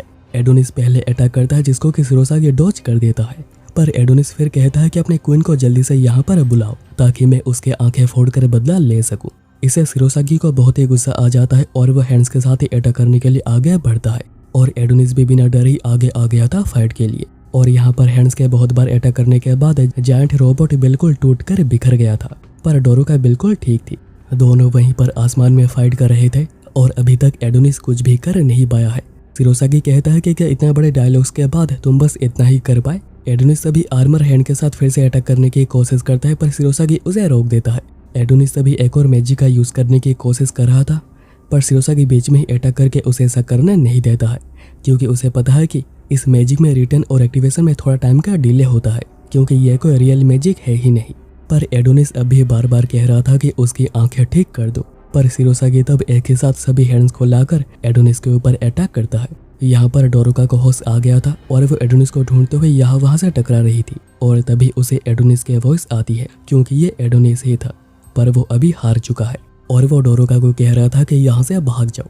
पर तभी शिरोसागी उसे एक बिल्डिंग के टुकड़े पर फेंक देता है जिससे कि एक बहुत ही बड़ा सलिया उसके शोल्डर के आर पार हो गया था और फिर हैंड्स आकर उसके ऊपर एक के बाद एक अटैक करने लग जाते हैं और ये हमले इतने जोरदार थे कि उसकी हड्डियां टूटती जा रही थी। शिरोसागी फिर डोरुका को एक बार और पकड़ लेता है और उसे भी एक पंच मारता है क्योंकि उसे डोरुका के मुंह से क्वीन के वॉइस सुननी बिल्कुल भी पसंद नहीं और इसीलिए ही उसने उसके चेहरे को बदल दिया। शिरोसागी जब पहली बार क्वीन से मिला था तो वो तब से क्वीन से प्यार करने लग गया था क्योंकि उसके ऊपर लव स्पेल का यूज किया गया था और वो क्वीन के लिए कुछ भी कर सकता है। आगे वो कहता है कि डोरुका के मरने का समय आ चुका है पर उससे पहले उसे एडोनिस को मारना होगा। डोरुका उसे रोकते हुए कहती है कि विचेस तो ह्यूमैनिटी के दुश्मन है, तो आखिर शिरोसागी एक विच की मदद क्यों कर रहा है। आगे वो कहती है कि एडोनिस को छोड़ दो, उसे पता है कि एडोनिस ने टाउन में आकर क्या क्या किया है, पर यह सब कुछ तब हुआ था जब ह्यूमस ने विचंड करना शुरू किया था और वो अभी श्योर नहीं है कि कभी भी ह्यूमैनिटी को माफ करना चाहिए या नहीं। शिरोसागी तभी गुस्से में डोरुका के सर पर स्टंप करता है और कहता है कि उसे कुछ नहीं पता है, उसे बस एडोनिस का सर चाहिए। इतने में एडोनिस बहुत ही मुश्किल से कह रहा होता है कि अपने लव स्पेल का इस्तेमाल मेरे ऊपर करो क्योंकि वो इसे खुद को मूव कर पाएगा, वरना उन दोनों की डेथ यहीं पर पक्की है। शिरोसागी तभी गुस्से में डोरुका को एक किक मारता है जिससे कि डोरुका की कंडीशन और भी ज्यादा बिगड़ जा रही थी, पर अभी वो स्पेल को यूज करने के लिए मान गई थी। पर उससे पहले वो क्लोई से माफी मांगती है और फिर वो जैसे ही स्पेल का यूज करती है एडोनिस उसे एक जोरदार पंच मारता है और अभी तक उसकी उंगलियां वगैरह सब कुछ टूट चुकी थी, पर स्पेल की वजह से उसे कुछ भी महसूस नहीं हो रहा। और अभी पास्ट में जब सभी विचेस को डोरुका के मैजिक के बारे में पता चला था, उनका कहना था कि ये कितना घटिया मैजिक है, बस लड़कों को कंट्रोल करना। इवन मैडम ओफिलिया ने यह तक कहा था कि वो एक वल्गर विच है जो कि विचेस का नाम पर एक धब्बा है और यही रीजन है जिसकी वजह से डोरुका हमेशा प्योर रहना चाहती थी और एक अच्छे विच बनने की कोशिश करती थी। और अभी यह बातें जानकर एडोनिस कहता है कि सारी बातें भूलकर अपने पावर को फुल पोटेंशियल पर यूज करो और वो इतना तो श्योर है कि उसे कभी डोरुका से प्यार नहीं होगा तो कोई प्रॉब्लम है ही नहीं। डोरुका फिर स्पेल को यूज करती है और वो कहती है कि अभी एडोनिस के लिए ग्रेविटी कोई बाधा नहीं होगी, उसे कोई भी रोक नहीं पाएगा, उसके सभी चोटें, टूटी हुई हड्डियां सब कुछ ठीक हो गई है और उसके मैजिक की भी कोई लिमिट नहीं होगी। और ये सब कुछ देखकर शिरोसागी सोच रहा था कि आखिर कैसे लव स्पेल से ये सब कुछ भी हो सकता है और अभी एडोनिस ऐसा बन चुका है कि जिसे हराया जा नहीं सकता है। इसलिए शिरोसागी यहाँ से भागने की कोशिश करता है, पर एडोनिस क्वीन ब्लेड का यूज करके शिरोसागी के चेस्ट पर एक बहुत ही बड़ा कट लगा देता है और वो अभी डोरुका को भी प्रिंसेस कहकर ही एड्रेस कर रहा था। डोरोका कहती है कि ये एक ऐसी लव स्पेल है जिससे कि इंसान भी डरते हैं। इसके बाद एडोनिस हवा में जाकर इतना जोरदार पंच मारता है कि शिरोसागी कितने सारे बिल्डिंग्स को तोड़ते हुए बाहर आ गया था। पर एडोनिस यहीं पर ही नहीं रुकता है। अब वो वापस आकर शिरोसागी के हाथ को तोड़कर अलग कर देता है, क्योंकि इसी हाथ से उसने डोरोका को मारा था। और फिर वो उसके एक पैर को भी तोड़कर निकाल लेता है, क्योंकि इसी से ही उसने डोरोका को किक मारा था। एडोनिस फिर एक और मैजिक का यूज करने लग जाता है और कहता है कि तुम्हारी हड्डियां भी नहीं बचेंगी। और अभी इस मैजिक का यूज करने की वजह से यहाँ पर बर्फ पड़ने लग गई थी। और एडोनिस कहता है कि ये मैजिक उसने क्लोई को यूज करते हुए देखा था और उसने वादा किया था कि वो इस मैजिक का यूज बस किसी को बचाने के लिए ही करेगा। और इस मैजिक की वजह से ये जगह बिल्कुल ही एक आइस एज में बदलती जा रही थी। और शिरोसागी इसे बचने के लिए हैंड्स का यूज करता है, जो कि बर्फ बनकर टूट जाती है। शिरोसागी फिर डोरोका को कहने लग जाता है कि उसे रोको, क्योंकि ह्यूमन बॉडी इतनी ज़्यादा ठंड को सह नहीं पाएगी और तुम दोनों यहाँ पर मारे जाओगे। पर डोरोका कहती है कि चिंता मत करो, और वो एक फ्लेम का यूज़ करती है जिससे ये दोनों ही गर्म रह रहे थे और उन्हें कोई भी प्रॉब्लम नहीं हो रही थी। यह देखकर शिरोसागी कुछ भी समझ नहीं पा रहा था, इसलिए वो लास्ट कोशिश के तौर पे वो खुद ही अटैक करने के लिए आगे आता है। पर वो हवा में ही फ्रीज होने लग गया था, क्योंकि अभी तक स्पेल कंप्लीट हो चुकी थी। और ये स्पेल इतनी ज़्यादा पावरफुल थी कि शिरोसागी तो बर्फ बनता जा रहा था, ऊपर से उनका ड्रोन भी हवा से टूट जाता है। और ये बर्फ मामूटा में ही नहीं, ये वेस्टलैंड तक भी पहुंच गया था। और वहाँ पर कोई भी समझ नहीं पा रहा था कि आखिर इस रेगिस्तान में ये बर्फीला तूफान आया कहाँ से। यहाँ पर एनआईए में बात हो रही होती है कि ड्रोन टूटने की वजह से उन्हें पता नहीं चल पा रहा है कि आखिर शिरोसागी अभी कैसा है। पर सैटेलाइट से ये पता चल पा रहा है कि वहाँ की टेम्परेचर बहुत ही ज़्यादा कम हो चुकी है। तभी डायरेक्टर ओजाकर कहते हैं कि ऐसा लगता है कि विच के स्टूडेंट को मारना इतना ज़्यादा आसान भी नहीं होगा। और अभी यहाँ पर मामूटा में एडोनिस को ऐसा फील हो रहा था कि जैसे क्लोई आकर उस पर प्राउड महसूस कर रही है, क्योंकि उसने इस स्पेल का यूज़ किसी को बचाने के लिए ही करा है। और फिर वहाँ पर एक और मैजिक यूज़ होने लग जाता है, जिससे कि डोरोका के पास एक क्वीन आर्मर आ गई थी और एडोनिस अभी उसे प्रिंसेस कहकर ही एड्रेस कर रहा था। पर अभी उसकी कंडीशन बहुत ही ज़्यादा बिगड़ चुकी थी, जिससे कि डोरोका स्पेल को बंद कर देती है, जिससे कि एडोनिस गिर जाता है। यह देखकर डोरोका डर गई थी, पर वो जैसे ही धड़कनों को चेक करती है वो समझ पाती है कि वो अभी तक जिंदा है, क्योंकि धड़कनें चल रही है। और उनके सामने शिरोसागी, जो कि अभी तक मरा नहीं है, कहता है कि वो दोनों बिल्कुल यंग किंग और क्वीन की तरह लग रहे हैं।